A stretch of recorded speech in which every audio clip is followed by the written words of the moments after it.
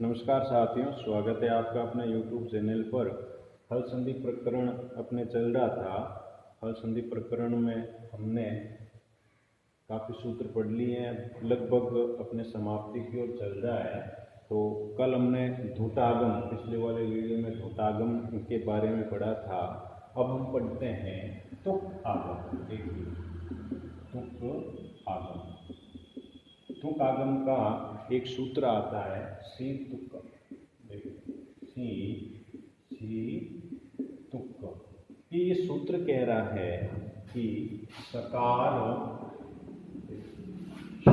परे होने पर, यानी शकार तालव्य परे होने पर पदांत नकार को विकल्प से तुक का आगम होगा।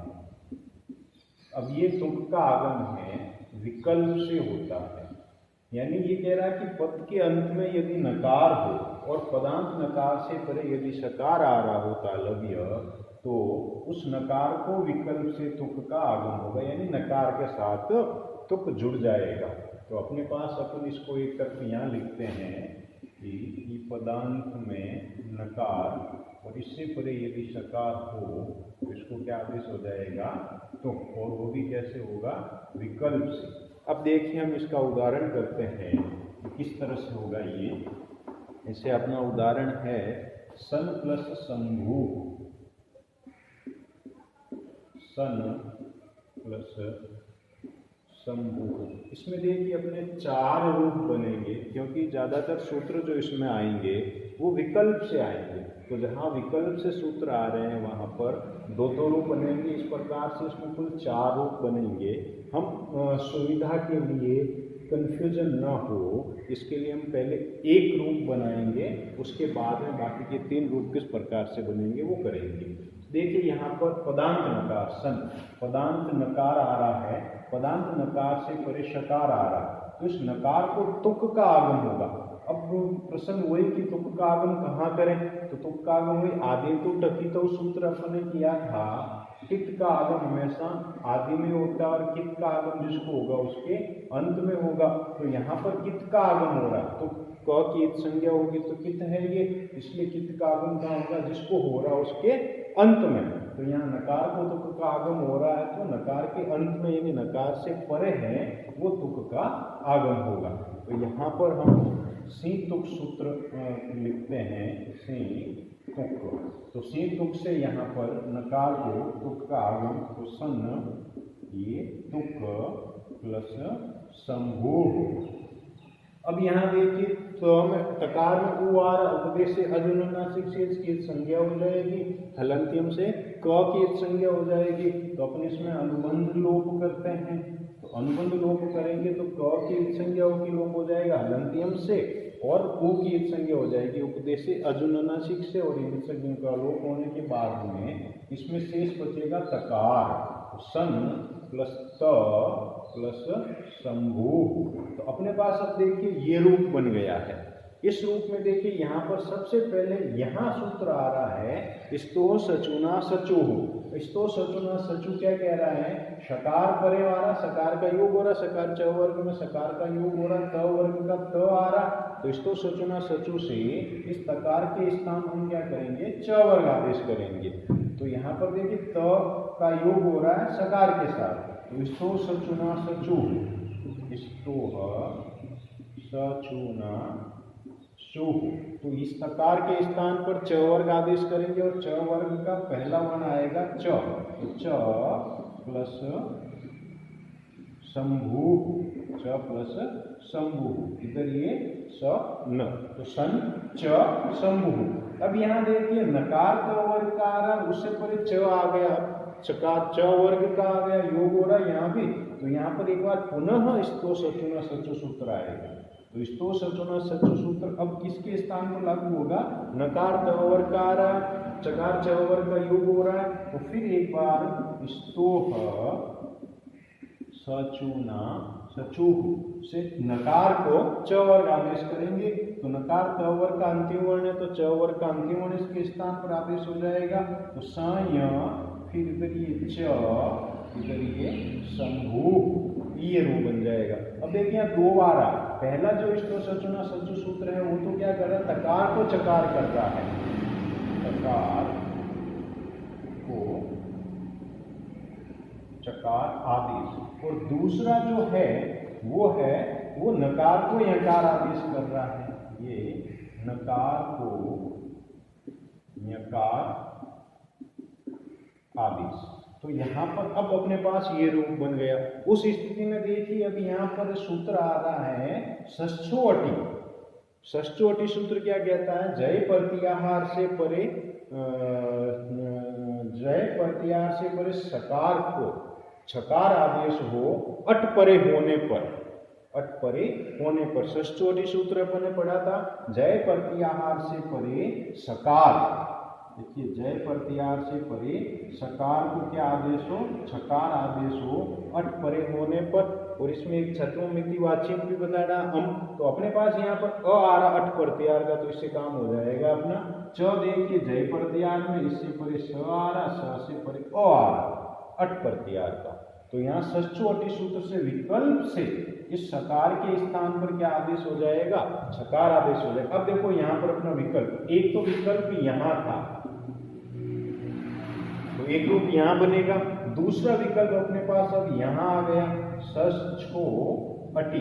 तो षष्ठोअटी क्या करेगा, विकल्प से करेगा, किसके स्थान पर, सकार के स्थान पर छकार। तो यहाँ भी अपन एक बार विकल्प लिख दें तो अपने को पता रहेगा। अब देखो तीन रूप, एक रूप तो पर बनने जा रहा है, दूसरा रूप हो गया ये, तीसरा रूप हो गया ये। विकल्प जो इसका विकल्प आएगा वो दूसरा, इसका विकल्प आएगा वो तीसरा, एक सूत्र और आ जाएगा आगे, उसका भी विकल्प आएगा, तो चार रूप हो जाएंगे। तो अब देखिए यहाँ पर षष्ठोअटी से सकार को हम छकार कर देते हैं, तो अपने पास ये रूप हो गया स य प्लस ये च प्लस ये विकल्प से शंभु। विकल्प वाला रूप अभी अपन नहीं कर रहे हैं। अब देखिए यहाँ पर अगला सूत्र आ जाएगा आपके जरो जरी सवर्ण, जरो जरी सवर्ण, जर से परे सवर्ण जर हो तो विकल्प से लोप हो जाता है जर का। देखिए यहाँ पर य हल से परे जर, जर से परे सवर्ण जर, तो पूर्व वाले जर का क्या हो जाएगा, लोप हो जाएगा। य हल च जर और उससे परे छ जर, दोनों सवर्ण है, तालु उच्चारण स्थान है दोनों का, दोनों सवर्ण है। तो इस सवर्ण होने के कारण पूर्व में जर कौन सा आ रहा, चकार, इसका विकल्प से लोप हो जाएगा। तो इसका भी विकल्प से लोप करते हैं अपन। तो देखिए जरो जरी सवर्णे, तो जरो जरी सवर्णे ये भी विकल्प। तो अब देखिए अपने चार रूप हो जाएंगे। तो जरो जरी सवर्णे से चकार का विकल्प से लोप करेंगे तो अपने पास ये रूप बन गए आप स य शंभु। अब इसको मिला के लिख दो, स य शंभु, ये दो रूप बन जाए, ये एक रूप बन गए अपने पास पूरा। अब अपन चलते हैं विकल्प वाले रूपों में। देखो विकल्प वाले रूपों में सबसे पहले अपन अब नीचे से ऊपर चलते हैं। सबसे पहले जरो जरी सवर्ण का विकल्प करते हैं अपन। जरो जरी सवर्ण ने क्या किया, विकल्प से इस चकार का लोप किया। तो जहां विकल्प से इस चकार का लोप नहीं करेंगे वहां पर क्या रूप बनेगा, स य च शंभु, यानी च लिखा जाएगा वहां पर जहां इसका विकल्प आएगा वहां पर। तो यहाँ पर इसका विकल्प कौन सा हो गया, जरो जरी सवर्ण का। तो अपने पास ये दूसरा रूप। अब यहाँ दूसरा रूप लिख रहे हैं अपन, जहां जरो जरी सवर्ण का विकल्प से जर प्रत्याहार का लोप नहीं करेंगे। तो नहीं करेंगे तो अपने पास ये रूप रहेगा स य च शंभु। ठीक है, ये आ गया जरो जरी सवर्ण का विकल्प। तीसरा अपना विकल्प था, अब यहाँ चले षष्ठोअटी में। षष्ठोअटी ने विकल्प से क्या किया, सकार को छकार किया। तो जहां विकल्प से सकार को छकार नहीं करेंगे वहां यही रूप रह जाएगा स य च शंभु। तो ये अपना तीसरा रूप हो गया स य च शंभु, ये तीसरा रूप हो। तीसरा रूप किसका, जहां षष्ठोअटी में सकार को छकार नहीं करेंगे वहां पर। अब देखिए ये तो एक पूरा रूप बन गया, एक ये बन गया दूसरा रूप इसका जरोजरी सवर्णे का विकल्प, ये बन गया इसका तीसरा, ये किसका बन गया षष्ठोअटी का विकल्प, ये बन गया षष्ठोअटी का विकल्प। अब आते हैं अपन यहाँ पर सी तुक का विकल्प। अब सी तुक का विकल्प ये क्या, तुक का आगम विकल्प से हो, तो जहां तुक का आगम नहीं करेंगे तो अपने पास सन प्लस शंभु, यही रूप है सन प्लस शंभु, ये रूप है अपने पास। तो इसमें सीधा स्तो सचुना सचु सूत्र लागू हो जाएगा। नकार आ रहा है त वर्ग का, उसे परे शकार तालवी आ रहा, तो योग हो रहा है इसका, तो इसके स्थान पर सीधा स्तो सचुना सचु सूत्र आ जाएगा। स्तो सचुना सचु, तो स और य शंभु, नकार के स्थान पर च वर्ग का अंतिम वर्ण स शंभु, तो ये अपना चौथा विकल्प हो गया इसका सी तुक का, ये चौथा विकल्प। तो अब देखिए एक रूप तो अपना बन गया जहां पर अपन ने सीधा एक रूप बना दिया संयत शंभु, जहां तुक का आगम हुआ, तो जहां तुक का आगम नहीं हुआ वहां साय शंभु, ये दो रूप। फिर एक ये साय च शंभु किसका विकल्प आ रहा है जरोजरी सवर्णे का, तो जरोजरी सवर्णे में जहां हमने इस चकार का लोप नहीं किया वहां ये रूप बन गया, और षष्ठोअटी का विकल्प जहां सकार को छकार नहीं किया वहां साय च शंभु। इस प्रकार से इसमें ये चार रूप बनेंगे, कंफ्यूजन हो, इसीलिए अपने को पहले एक रूप बनाना है, उसके बाद में बाकी तीन बचे जो जो सूत्र विकल्प में आ रहे हैं उनका एक एक विकल्प लेते हुए चलना है। इसी में देखिए तुक आगम में ही अपना अगला सूत्र करते हैं अपन छेच।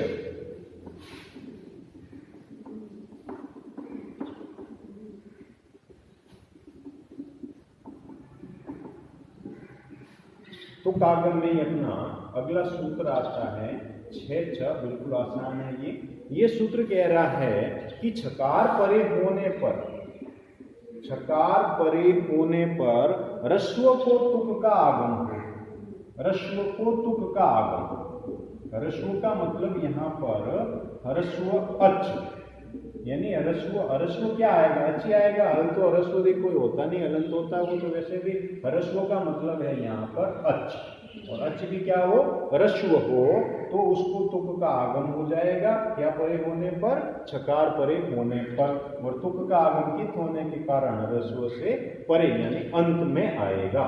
जैसे इसका उदाहरण करें अपन शिव प्लस छाया, शिव प्लस छाया, तो अब यहाँ देखिए शिव में व में अ आ रहा, ह्रस्व है, उसे परे छकार आ रहा है, तो छकार आ रहा है तो अ से परे तुक का आगम हो जाएगा। यहाँ देखिए विकल्प नहीं है, ये ध्यान रखना है, तो यहाँ पर पहले ये आ जाएगा छे च, तो यहाँ पर अपने पास ये रूप बन गया शिव तुक प्लस छाया।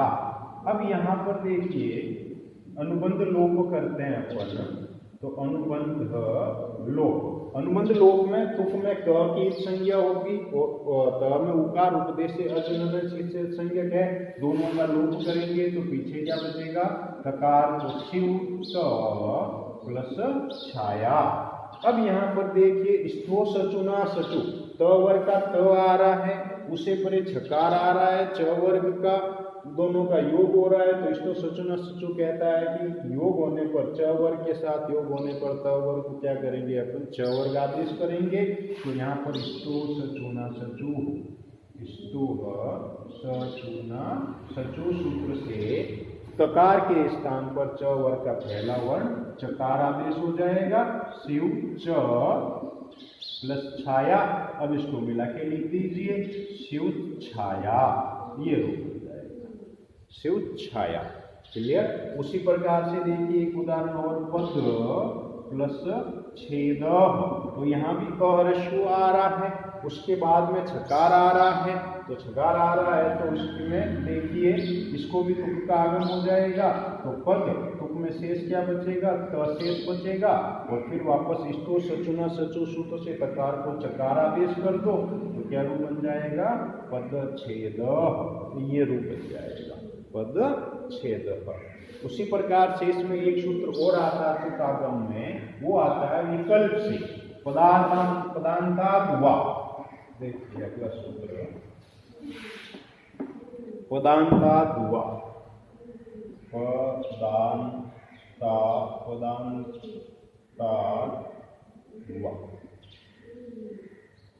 पदांतात् वा।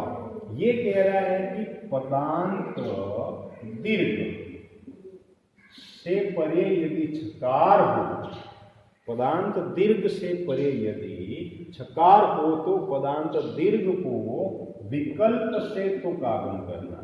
यहाँ तुक आगम होगा वो विकल्प से होगा। देखो ह्रस्व से परे छकार आ रहा तो ह्रस्व को तुक का आगम नित्य होगा, और दीर्घ आ रहा हो तो छकार आ रहा हो उससे परे तो उसको है वो तुक का आगम विकल्प से होगा।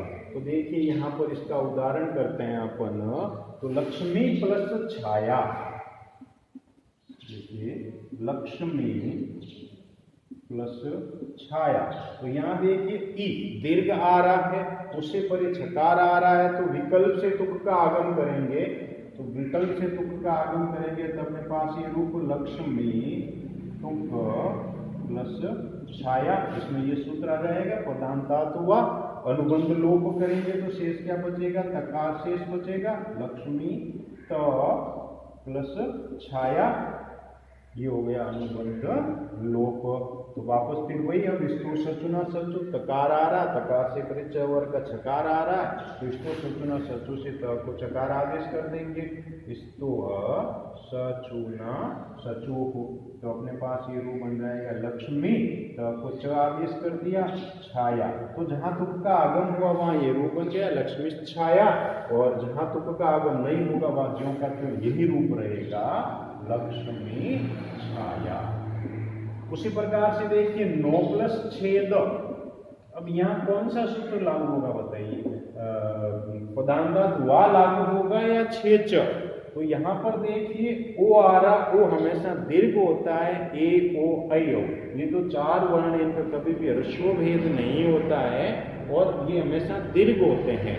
तो दीर्घ होने के कारण यह पदांतात् वा सूत्र ही आएगा। कंफ्यूजन में हम छेच सूत्र में का प्रयोग इसमें नहीं करें। तो जहां तुक का आगम होगा वहां ये रूप बन जाएगा नो छेद, और जहां नहीं होगा वहां ज्यों का त्यों रह जाएगा नो छेद। तो इस प्रकार से अपने आज तुक आगम हल संधि के अंतर्गत ही तुक का आगम सी तुक सूत्र है, और छेच और पदांतात् वा ये 3 सूत्र हमने किए हैं। यहाँ तक आप पुनः स्वाध्याय करें। अगले वीडियो में हम हल संधि को ही पुनः आगे बढ़ाते हुए फिर मिलेंगे। तब तक के लिए नमस्कार।